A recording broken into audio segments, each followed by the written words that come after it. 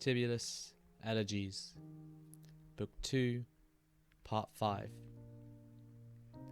Bless, O Phoebus, the new priest entering your temple. Make haste and hither come with psalm and cithara. Pluck now, I pray you, with your thumb the singing strings, and tune my utterance to hymns of praise. Bind your brow with bays triumphant. Come among us, while they heap the altar for your sacrifice. In brightness and in beauty come, putting on today the robe of state and combing your luxuriant hair, as on that legendary day when Saturn fled his kingdom, and you sang the glory of victorious Jove. You see the future from afar. Your votary, the augur, understands the song of the prophetic bird. You rule the lots. Through you, the soothsayer interprets the signature of God on slippery entrails. Inspired by you, the Sibyl singing destiny obscure in Greek hexameters has never failed the Romans. O Phoebus, grant that Messallinus touch her sacred scrolls and teach him, I beseech you, the meaning of her song.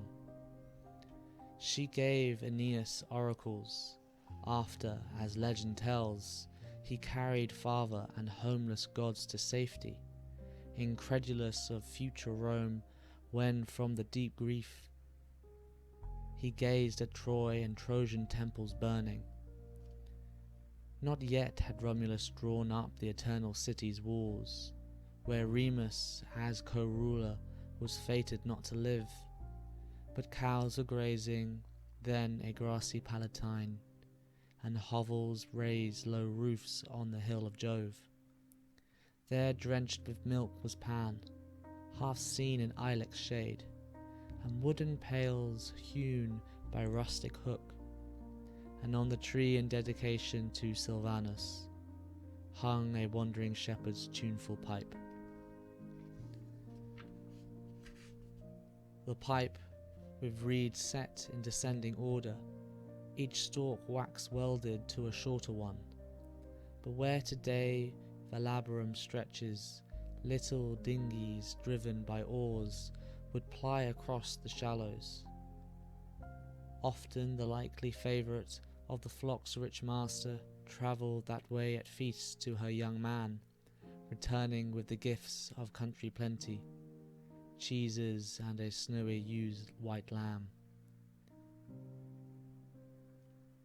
Unwearingly, Aeneas, brother of winged love, sailing with Ilium's sacred gear in exile, now Jupiter apportions you Laurentine fields, and welcome land invites your wandering Lares.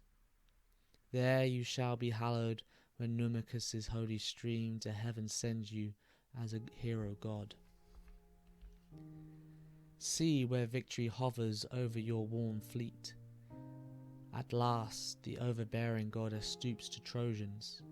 See where fire blazes in the encampment of Rutuli, foreboding sudden death for savage Turnus. Laurentum's fort, Lavinium's walls are there before my eyes, and Alba Longa, founded by Ascanius. Ilia also I behold, the priestess loved by Mars, her dereliction of the vestal hearth, her secret intercourse, the sacred fillet thrown aside, with the lustful gods' armour on the bank. Crop while ye may, O bulls, the grass on 7 hills. Here shall be the site of a mighty city, Rome, the name predestined for empire of the world, where Ceres looks from heaven upon her fields, where rising up the sun god spreads his beams, and where in ocean's tidal stream he bathes his panting steeds. Then truly Troy in self-amaze will tell herself you served her well by so long wandering. It is the truth I sing, so may I feed unscathed on sacred bay and be forever virgin. Thus sang the Sibyl, Phoebus, and called you to her aid, tossing the long loose hair over her eyes. The reed of Amalthea, and Marpesian Herophile, and admonitions of Hellenic Phaeto. The sacred lots which Tibur's Sibyl carried as she swam down the Anio and brought them dry to land. All these foretold a comet, the wicked sign of war, and a rain of stones falling on the earth. Men say the clang of arms was heard, and trumpets in the sky, and voices from the sacred groves for chanting rout. That year of cloud beheld even the sun himself, harnessing pale horses in eclipse, and images of gods that shed warm tears, and cattle speaking, prophesying doom.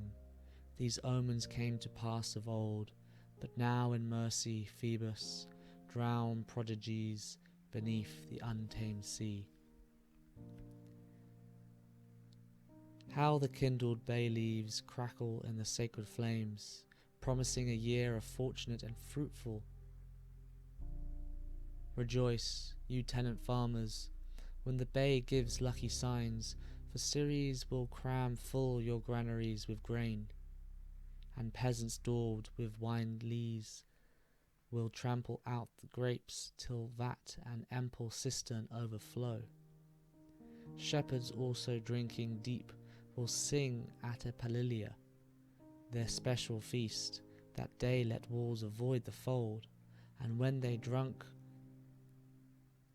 will set alight the customary heaps of straw and overleap them through the sacred flames.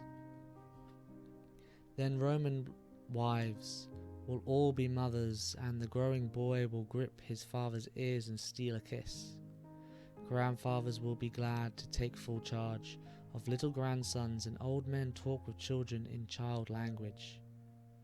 Then, serving God, the folk will lie in groups upon the grass, where lightly falls the shadow of an ancient tree, or spread their cloaks as canopies, and garland them with flowers, and decorate the wine bowls too with chaplets.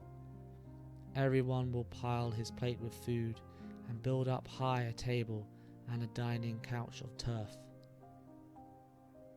And here the youth will fling drunken curses at his girl, which later he will wish made void by lovers' vows, weeping when he's sober at his former's bestliness, and swearing he was out of his right mind. O Phoebus, by your leave perish bow and perish arrows, if only love can wend his devious way unarmed. Art is good, but after Cupid took to archery, alas, how much misfortune your archer's art has brought.